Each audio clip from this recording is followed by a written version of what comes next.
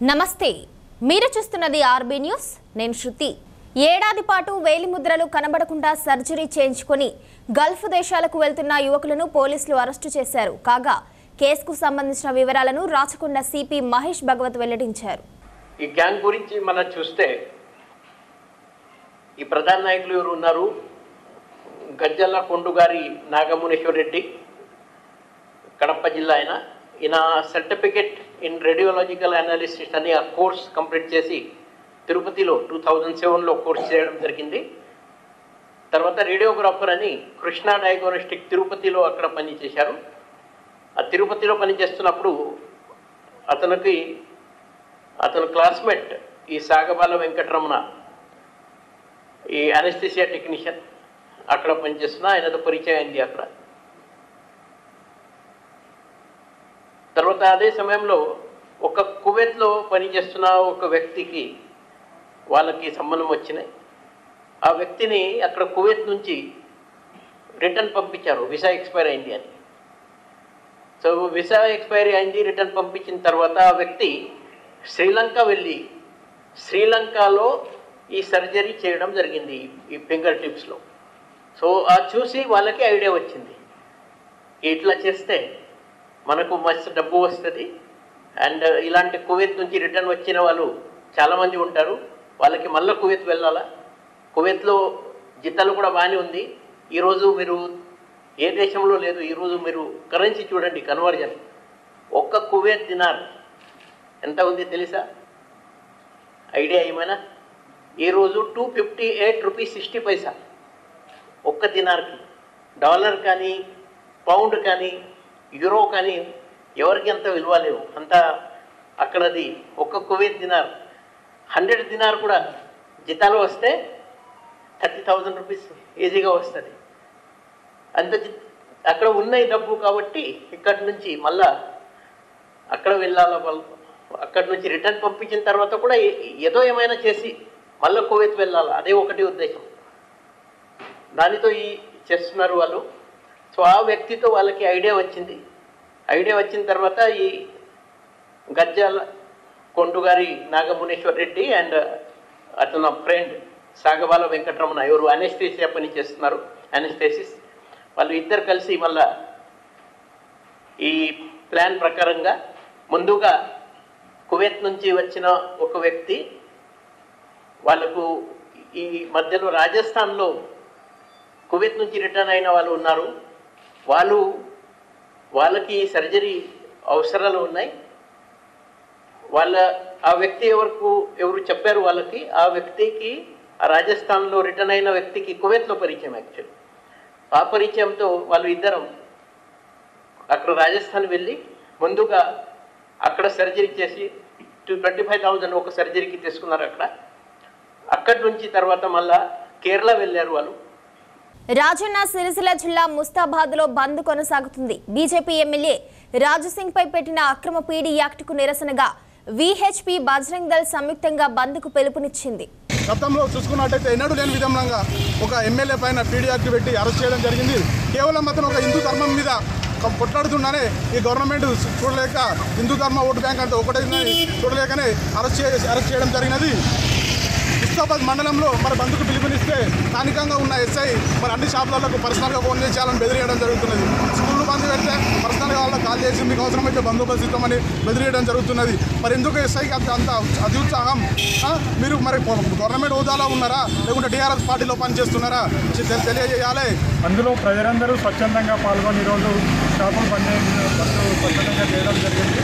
ఈ విధంగా హిందువులలో చైతన్యం రావడం అనేది చాలా సంతోషకరమైన విషయం. ఎందుకంటే మనం అందరము ఐక్యతగా ఉన్నప్పుడే ధైర్యంగా హిందూ ధర్మ పరిరక్షణకు ముందుకెళ్ళగలుగుతామని ఈ సందర్భంగా తెలియజేసుకుంటూ రాబోయే కాలంలో కూడా హిందూ ధర్మ పరిరక్షణకు ప్రాణాలకు తెగించి కొట్లాడడానికి సిద్ధంగా ఉన్నారని ఈ సందర్భంగా రాజాసింగ్ యొక్క అక్రమ అరెస్టును నిరసిస్తూ, ఎందుకంటే పీడీ యాక్ట్ అనేది పెద్ద రౌడీ షీటర్లను దొంగలపైనే పెడతారు, కానీ ఒక కుట్రపూరితంగా ఈరోజు రాజాసింగ్ గారిపైన పీడీ యాక్ట్ ప్రయోగించడం అనేది చాలా దారుణం.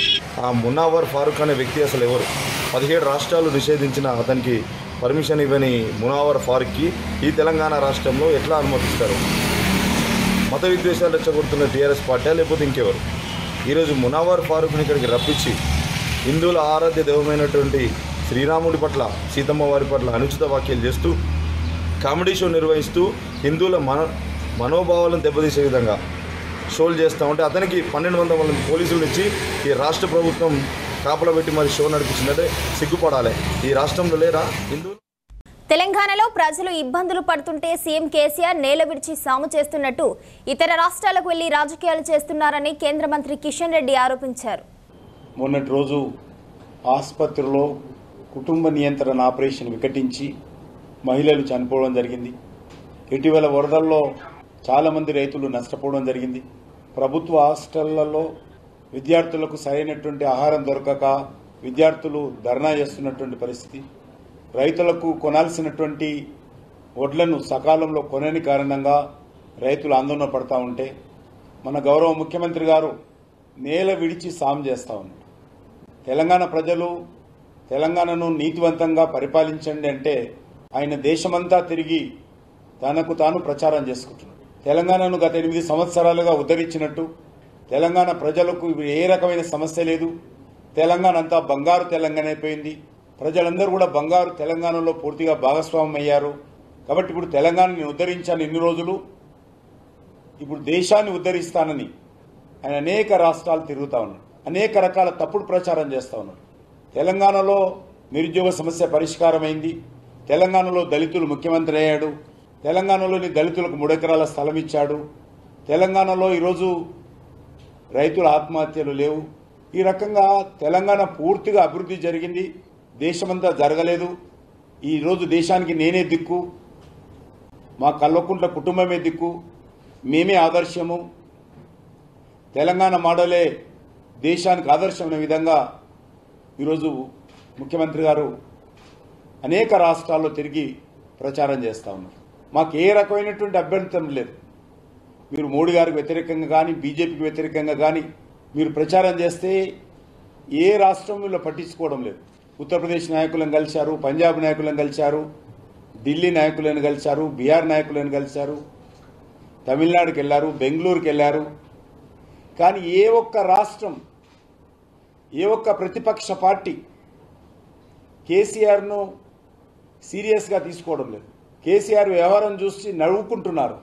కేసీఆర్ నవ్వుకుంటే పర్వాలేదు, తెలంగాణను చూసే నవ్వుల పరిస్థితి తీసుకొచ్చేటువంటి పరిస్థితి. కేసీఆర్ వ్యవహారం చూస్తూ ఉంటే మిగతా రాష్ట్రాల ప్రజలు ఇది తెలంగాణ ముఖ్యమంత్రి ఈ రకంగా మాట్లాడుతుండేంటి అనేటువంటి విధంగా ఈరోజు ప్రజల్లో చర్చ జరుగుతూ ఉంది. వన్ సైడ్ రాజకీయాలు చేస్తా ఉన్నారు. ఏ పార్టీ కూడా ఆయనకు స్పందించడం లేదు. ఏకపక్షంగా అందరూ నా వెనుక ఉన్నారు అనేటువంటి ఒక భ్రమలో ఈరోజు కేసీఆర్ గారు వ్యవహారం చేస్తూ ఉన్నారు. టీఆర్ఎస్ నేతలు సంధిస్తున్న ప్రశ్నలకు లెక్కలతో సహా సమాధానం చెప్పారు కేంద్ర ఆర్థిక శాఖ మంత్రి నిర్మలా సీతారామన్. రాష్ట్రం ఇష్టానుసారంగా అప్పులు చేస్తే కేంద్రం ఎందుకు ప్రశ్నించకూడదని అన్నారు. బడ్జెట్లో చెప్పకుండా అప్పులు ఎలా తీసుకుంటారన్నారు. ఎందుకంటే products cost increase, steel cement రేట్లు పెరుగుతున్నాయి, ఇవన్నీ అవ్వచ్చు. బట్ ఇట్లా 3 రెట్లు పెరగడం, అందువల్ల కొంచెం ఇవన్నిటికీ సరైన వ్యాఖ్య లేకుండా మీరు పెంచుతూ పోవడం, పెంచిన ఎంత కొద్ది పెంచినా అంత రాలేదు అనడం, ఇవన్నిటికీ ప్రజల దగ్గర ఒక్కసారి వివరం తెలియపరచాలి అని నేను అడుగుతున్నాను.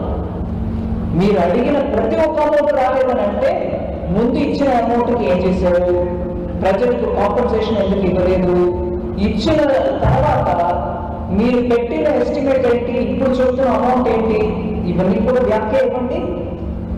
ఊరికే ఆరోపణ మీద ఆరోపణ వేయడం, అలిగేషన్స్ ఆర్ నాట్ రైట్.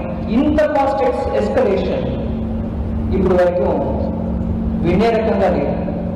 1. 2, ఇన్ని ప్రాజెక్ట్స్కి మీరు కోఆపరేట్ చేయలేదు అని చెప్తున్నారు కదా. నేను అడుగుతున్నాను ప్రశ్న, ముందు ప్రశ్నతో కలిసి నేను జవాబిస్తున్నాను. పిఎం ఆవాస్ యోజన ఇల్లు కట్టి ఇవ్వడం బీదవాళ్ళు, దాన్ని మీరు డబుల్ బెడ్రూమ్ హౌసింగ్ స్కీమ్ పేరు మార్చి ఇక్కడ నడుపుతున్నారా లేదా? పేరు మార్చారా లేదా? పిఎం మత్స్య సంపద యోజన అంటే మత్స్యకారుల కోసం చేసినారు. దాన్ని పేరు మార్చి వేరే ఒక నేమ్లో క్యాంప్ ఆఫ్ ఫండ్స్ కలిపి పెట్టేసి వేరే పేర్లు మార్చి నడుపుతున్నారా కదా? అది కేంద్ర ప్రభుత్వం వచ్చిన ప్రాజెక్ట్ కదా. అలాగే నేషనల్ కోఆపరేటివ్ డెవలప్మెంట్ కార్పొరేషన్ ద్వారా గొర్రెల పెంపడానికి డబ్బు ఇచ్చారు. దాన్ని మార్చేసి మీరు గొర్రెల పెంపకం స్కీమ్ అని మీరే పెడుతున్నారు. డబ్బేమో కేంద్ర ప్రభుత్వం వస్తుంది. అలాగే మన ఊరు ఏంటంటే ఇది స్టేట్ గవర్నమెంట్ అది సమగ్ర శిక్ష అభియాన్ ప్రోగ్రామ్ అని మార్చేసారు పేరు. నేను ఆల్రెడీ చెప్పాను జన్ ఆరోగ్య యోజన అதாவது ఆయుష్మాన్ భారత్ స్కీమ్ మే నెల 2021లో మేము చేరుతాం అన్నారు. ఇది ఎప్పటి నుంచో నడుస్తుంది ఈ స్కీమ్. జనానికి 5 లక్షల రూపాయలు ప్రతి ఒక్కరికి డబ్బు ఇవ్వకుండా కాగితం ఇవ్వకుండా హాస్పిటల్ వెళ్ళి సంవత్సరానికి 5 లక్షల రూపాయల వరకు మీరు ట్రీట్మెంట్ తీసుకోవచ్చు అనేది కేంద్ర ప్రభుత్వం మోదీ గారు తీసుకొచ్చిన స్కీమ్. దాంట్లో నేను చేరితే మా జనానికి తెలిసిపోతుంది హాస్పిటల్ సరిగా లేదు, ఖర్చు పెట్టడానికి లేదు, మోదీ గారు ఇస్తున్నారు 5 లక్షలు, ఎందుకు ఆయనకి ఇష్టం పోవాలి, ఎందుకు ఆయనకి ఘనత. అందుకని ఆ స్కీమ్ లో జాయిన్ చేయకుండా ఉండి మే 2021లో చెప్పారు సరే మేము వస్తాం. ఎవరికి చేసేది మేలు ప్రజలు కదా, కానీ ఇవాళ వరకు సరిగా ఇంప్లిమెంట్ అవ్వదు. అలాగే రైతులకి ప్రధాన మంత్రి ఫసల్ బీమా యోజన రైతులకి ఏ రకంగా నష్టం వచ్చినా దాంట్లో కవర్ అవుతుంది. విత్తనం వేసిన వెంటనే నష్టమా, లేదు పంట పోత అయినాక నష్టమా, లేదు మధ్యలో ఏదో నీళ్ళు లేకుండా నష్టమా, అవన్నింటినీ కూడా కవర్ చేసే పిఎం ఫసల్ బీమా యోజన ఇవన్నింటినీ ఇంప్లిమెంట్ చేయకుండా కూర్చున్నారు. అడిగితే రైతుల గురించి మేము అన్నీ చేసుకున్నాం మీకు తెలియదా అంటారు. నేను ఒక వివరం మీకు ఇవ్వ తెలుసుకున్నాను.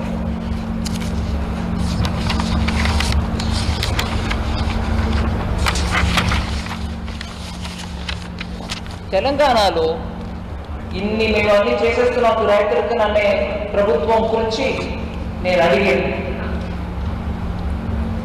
Ministry of statistics and programme implementation government of India వాళ్ళ లెక్కలో తెలంగాణలో ఉన్నటువంటి రైతులు 100 మంది అంటే 91.7 అప్పుల పాలన ఉన్నారు. మొత్తం అప్పుల పాలన ఉన్నారు. ఫసల్ బీమా యోజన నువ్వు ఇవ్వవు, కేంద్ర ప్రభుత్వం ఇచ్చే ఆ ఇన్సూరెన్స్ స్కీమ్ రైతులకి నువ్వు ఇవ్వవు. కానీ ఇక్కడ 100 మంది ఉంటే 91.7% ఫార్మర్స్ రైతులు మొత్తం అప్పులపై అయి ఉన్నారు. ఇప్పుడు 2 రోజుల క్రితం national crime research bureau NCRB data release చేశారు. తెలంగాణలో రైతు ఆత్మహత్య ఎంత లెక్కలో ఉందనంటే దేశంలోనే 4th పొజిషన్లో ఉన్నారు. 1, 2, 3, 4వ ర్యాంక్ తెలంగాణ. అది కూడా రబీ క్రాప్ టైంలోనే ఎక్కువ ఈ ఆత్మహత్యలు జరుగుతున్నాయి. నేను అడుగుతున్నా సీఎం గారు లోన్ వేవర్ 1 లక్ష రూపాయల వరకు ఇస్తామని వాగ్దానం ఇచ్చారు. ఇవాళ వరకు అది ఇచ్చి ఉంటే ఇంత బాకీ ఉండదు కాదు. 27,500 కోట్ల రూపాయలు ఇంకా ఇవ్వకుండా అలాగే ఉంది. ఆ వాగ్దానానికి సరిగా నిలబడబెట్టాలంటే ఆ వాగ్దానం ప్రకారం ఇచ్చి ఉంటే ఈ బాకీ ఉండేది కాదు. ఇవాళ బాకీ వెడి తీసుకునేవాళ్ళు ల్యాండ్ భూమి వాళ్ళ దగ్గర లేదు, కౌలుకు తీసుకుంటారు. 14 లక్షల మంది ఉన్నారు. ఈ రైతు బీమా ఏదైతే నేను ఇస్తానని చెప్పి వాగ్దానం ఇచ్చి దాంట్లో కూడా నెరవేర్చకుండా కూర్చున్నారో అది ఈ కౌలుకు తీసుకున్న రైతులకి దొరకదు.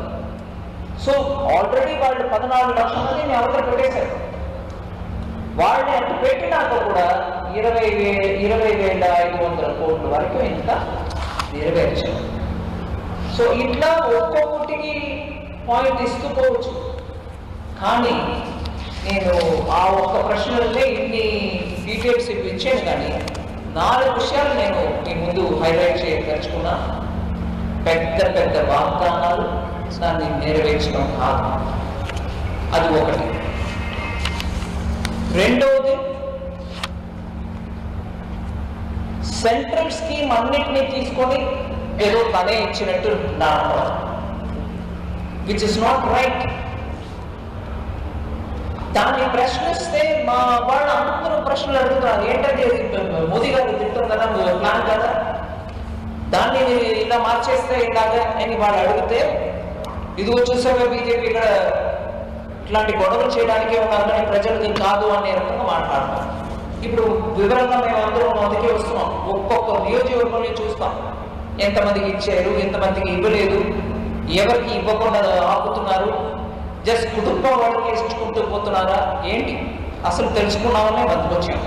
సో ఇది రెండవది, రెవెన్యూ సర్ప్లస్గా ఉన్నటువంటి స్టేట్ ఇవాళ రెవెన్యూ డెఫిసిట్కు వెళ్ళిపోయి, అది మాత్రం కాదు బడ్జెట్ లోపల నుంచి తీసుకోకుండా బడ్జెట్కు బయట అప్పులు తీసుకోవడం. ఎందుకు ఈ విషయం చెప్తున్నానంటే ఆ అమౌంట్ బాగా పెరుగుతుంది, తీసుకుంటారు. దానికి ఏంటి కాదు, మీరు అసెంబ్లీలో అనుమతి తీసుకోకుండా అంటే బడ్జెట్లో పెట్టుకోకుండా బయట అప్పు తీసుకుంటే అది తీర్చేది ఎవరు? ప్రజలు డబ్బుతో అంటే కదా తీర్చాలి. అప్పుడు అసెంబ్లీలో ఉన్నవాడికి దాన్ని తెలియకుండా బయట తీసుకుంటే ఆ భారం కూడా మోసేది ఆఖరికి ప్రజలే. ఆ ఫిస్కల్ మేనేజ్మెంట్, మీకు వచ్చే ఇన్కమ్ ఎంత, ఆ దాంట్లో మీరు ఇచ్చిన వాగ్దానాల ప్రకారం ఎంత ఖర్చు పెట్టాలి, ఆ మాత్రం ఖర్చు పెడుతున్నారా లేకపోతే దానిపైన ఖర్చు పెడుతున్నారా? దానిపైన కూడా ఖర్చు పెట్టండి, మీరు గవర్నమెంట్ మీరు చేసుకుంటున్నారు అంటే కూడా బడ్జెట్లో లేనటువంటి బయట తీసుకునే లోనే ఇంకా బాగా పెరుగుతూ ఉంటే దాని గురించి కేంద్ర ప్రభుత్వం దగ్గర పర్మిషన్ తీసుకునే చేస్తున్నాను అంటే కూడా ఎంత తీసుకుంటాం?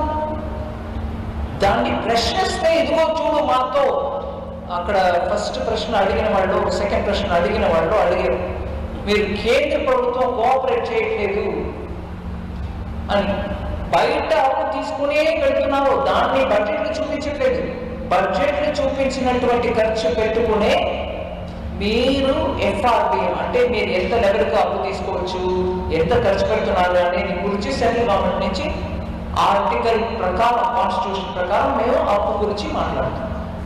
రాచకొండ కమిషనరేట్ పరిధిలో వినాయక చవితి నిమజ్జనం సజావుగా జరగడానికి అన్ని చర్యలు తీసుకుంటున్నామని సిపి మహేష్ భగవత్ తెలిపారు. మండపాల దగ్గర పలు జాగ్రత్తలు పాటించాలని నిర్వాహకులకు వారు సూచించారు. నిమజ్జనం సంబంధి ఇప్పటిదాకా మా దగ్గర ఆన్లైన్ అప్లికేషన్ దాదాపు 6,000 to 7,000 ఆన్లైన్ అప్లికేషన్ వచ్చినాయి, ఇంకా వస్తున్నాయి అది అప్లికేషన్స్. అది యాక్చువల్లీ ప్రజలకి సార్ అది సోషల్ మీడియా మీద కూడా అన్ని జాగ్రత్త వహించాలని చెప్పడం జరిగింది. అనవసరంగా రచ్చిపోయే విధంగా మెసేజ్ పెట్టడం, తర్వాత ఏమైనా యూట్యూబ్లో కానీ తర్వాత ఫేస్బుక్లో వాట్సాప్లో ఇలాంటి ఏమైనా మెసేజ్ సర్క్యులేట్ చేయడం, as per law will take action. No one will be spared. పక్కా ఎవిడెన్స్తో will take action if anyone want to create some law and order issue and that ఈ ఒక్క కమ్యూనిటీతో వేరే కమ్యూనిటీకి ఏమైనా ఎవరు ప్రయత్నం చేస్తారో ఇట్లా ఏమైనా గొడవ చేయడానికి, definitely law will take its own course, will not spare them. మా స్పెషల్ బ్రాంచ్ కావచ్చు, ఇంటెలిజెన్స్ ఏజెన్సీ కావచ్చు, సోషల్ మీడియా సెల్ అని వాళ్ళు కూడా పక్కా అది వాచ్ పెడుతున్నారు. ఇబ్రాహీంపట్నంలోని కస్తూర్బా గాంధీ పాఠశాలలో కనీస వసతులు లేక ఇబ్బందులు పడుతున్నామని విద్యార్థులు నిరసన వ్యక్తం చేశారు. భారీ ర్యాలీ నిర్వహించి రోడ్డుపై బైఠాయించారు. చింతలపల్లి సార్, మా విలేజ్ నేమ్ చింతలపల్లి సార్. నేను ముందు తోలకట్టలో సోషల్ వెల్ఫేర్లో చదువుకున్నా సార్. ఇక్కడ అసలు ఏం ఫెసిలిటీస్ లేవు sir. KGBV Ibrahimpatnam sir, Kasturba Gandhi. అసలు టీచర్స్ ఉన్నారు సార్, బుక్స్ కూడా లేవు సార్, టెక్స్ట్ బుక్స్ అసలు ఏం లేవు సార్. ఇక్కడ ఫుడ్ కూడా మంచిగా కాదు సార్, వాటర్ కూడా లేవు సార్ ఇప్పటి వరకు. అసలు ఏది కరెక్ట్ లేదు సార్. అసలు నిన్నటి నుంచి అసలు ఎవరు తినలేరు కూడా సార్. నిన్న మధ్యాహ్నం ఎవరు తాగలేరు సార్. అసలు వాష్రూమ్స్ క్లీన్ చేయరు, ఫుడ్ సరిగా ఉండదు, ఏం సరిగా ఉండదు. ఇంకా ఉండడం ఎందుకు సార్. నేను ముందు ఇక్కడ నుంచి 6th నుండి ఇదే హాస్టల్లో చదువుకున్నా సార్. అప్పుడైనా కొంచెం బాగుండేది, కానీ ఇప్పుడైతే అసలు ఏం ఫెసిలిటీస్ ఉండవు సార్. మేము ఎంత అరిచినా కానీ మేడమ్స్ వస్తారు, ఏవో తిట్టిరా ఏమైనా చేస్తారు. లెటర్స్ రాసినామనుకో స్టాంపు కొట్టి ఆఫీస్ రూమ్ లో పడేస్తారు, కానీ సార్ ఎక్కడ పంపించారు సార్ ఆ స్టాంప్స్ అయితే. అసలు నైట్ మొత్తం 12-2కి పడుకుంటాం సార్. ఫ్యాన్స్ ఉండవు, సరిగా ఫుడ్ ఉండదు, వాటర్ ఉండవు. వాటర్ అయితే అసలు water problem full sir. Water fans అయితే ఫ్యాన్స్ దోమలు కరిచి చాలా మందికి ఫీవర్ వచ్చినాయి సార్. గాలుకొని పడుకుంటాం సార్. ఎంతకని నిద్ర వస్తుంది సార్ మాకు. డబుల్ ఇంజన్ సర్కార్తోనే దేశ అభివృద్ధి సాధ్యమని ప్రధాని మోదీ అన్నారు. కేరళలో జరిగిన భారీ బహిరంగ సభలో వారు మాట్లాడారు.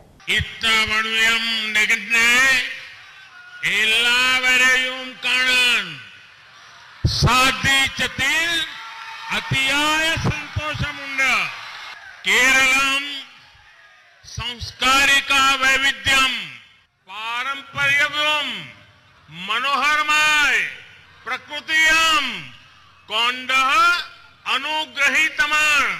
भारत ने अपनी आजादी के 75 वर्ष पूरे किए हैं। आजादी का अमृत काल भारत को विकसित राष्ट्र बनाने के संकल्प पर काम करने का है और इसमें केरला के परिश्रमी लोगों की बहुत बड़ी भूमिका है। सबका साथ, सबका विकास, सबका विश्वास और सबका प्रयास के मंत्र पर चलते भाजपा की सरकार बड़े संकल्पों को सिद्धि में बदल रही है। మెదక్ జిల్లాలో నిర్మాణం పూర్తయిన డబుల్ బెడ్రూమ్ ఇళ్లను పంపిణీ చేయాలని కాంగ్రెస్ పార్టీ నాయకులు డిమాండ్ చేశారు.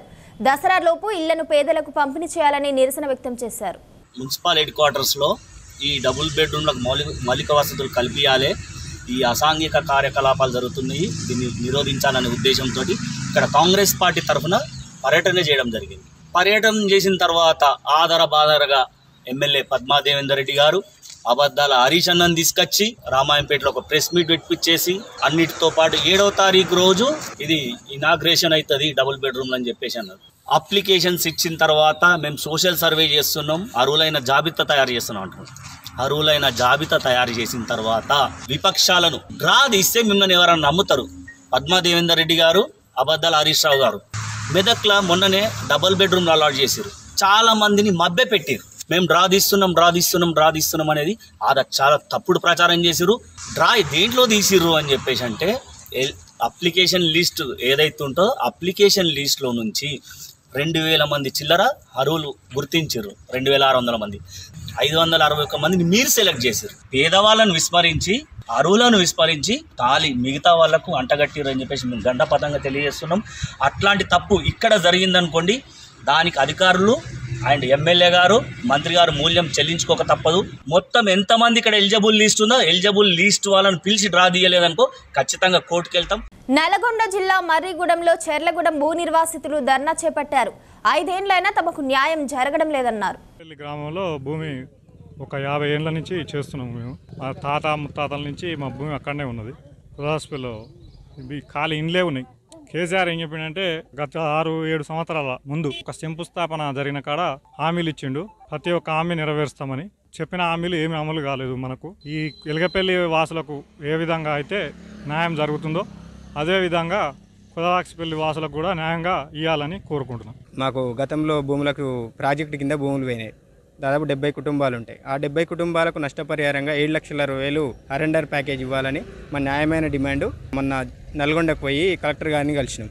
దానికి స్పందన ఇంకా రాలేదు. గతంలో కేసీఆర్ గారు ఇంటికి ఒక ఉద్యోగం అన్నాడు, అది కూడా ఇవ్వాలని 18 నిండిన యువకులకి అందరికీ ఇవ్వాలని మా న్యాయమైన డిమాండ్. మాకు ఎక్కడ అండాదారు లేక ఎలగపల్లి గ్రామంలో కొనుక్కొని అక్కడనే బావులకన్నే గుడిసెలు వేసుకొని కష్టం చేసుకొని రాత్రి పగలు అక్కడనే మా కాలం గడిపినాం. ఒక్కొక్కరి ఇంట్లో 2-3 కుటుంబాలు, ఒక్కరం ఇద్దరం కాం. అయితే ఇటువంటి పరిస్థితులల్లో మేము ఇప్పుడు కేసీఆర్ రిజర్వాయర్ తెచ్చి ఏదో మాయ మాటలు చెప్పి ఉద్యోగం ఇస్తాను, మీకు రూపాయికి 5 రూపాయలు ఇస్తాను, మీకు ఏం ఇబ్బందులు పెట్టను అనేటి మాకు మోసం చేసి మా రైతులు మోసం చేసి మా భూములు గుంజుకున్నాడు. ఒక 4 లక్షల రూపాయలు మాకు ఇస్తానని చెప్పి అటువంటివి కూడా ఒకసారి ఇవ్వలే. ఇప్పుడు ప్యాకేజ్ తయారయ్యి 5 సంవత్సరాలు, 5 సంవత్సరాల నుంచి 1 రూపాయి కూడా వనికి ఇచ్చిండు, 1 రూపాయి వనికి ఇవ్వలేదు. అయ్యలోని పరిస్థితులు ఆగమైపోయినాయి. ఇంకా ఇందూరుకు సీఎం కేసీఆర్ రావడం సంతోషకరమైన విషయమే, కానీ గతంలో సీఎం కేసీఆర్ ఇక్కడి ప్రజలకు ఏ హామీలు ఇచ్చారో వాటిని నెరవేర్చాలని ఎంపీ ధర్మపురి అరవింద్ అన్నారు. ఇందూరు ప్రజలకు సమాధానం చెప్పాలనే డిమాండ్తో ఒక సభను సైతం పెడతామన్నారు. ఇంటికొక ఉద్యోగం అన్నాడు, నిరుద్యోగ భృతి 3,016 రూపాయలు అన్నాడు, గల్ఫ్ కార్మికుల కోసం 500 కోట్లతోటి ఎన్ఆర్ఐ సెల్ అన్నాడు, జర్నలిస్టులకి ఇండ్లు అన్నాడు, ఇండ్ల జాగాలు అన్నాడు. 9 ఏళ్ళ ఇలాంటి వరకు నోటిఫికేషన్లు చక్కగా నోటిఫికేషన్ లేదు. ఈ మధ్య కూడా కోట్లలో స్టేలు వస్తున్నాయి, డిపార్ట్మెంట్ల వారీగా స్టేలు వస్తున్నాయి. కేసీఆర్ గారు కేజీ టు పీజీ ఉచిత విద్య అన్నాడు. ఇవన్నీ రాసున్నాయి సుమా, అలా మేనిఫెస్టోలలో రాసున్నాయి. పిల్లలందరికీ ముఖ్యమంత్రి మనవడు తినే భోజనం లాంటి భోజనం పెడతా అన్నాడు. ఇలా కల్తీ తిండి పెట్టి పిల్లగాళ్ళ పానాలు తీస్తున్నాడు.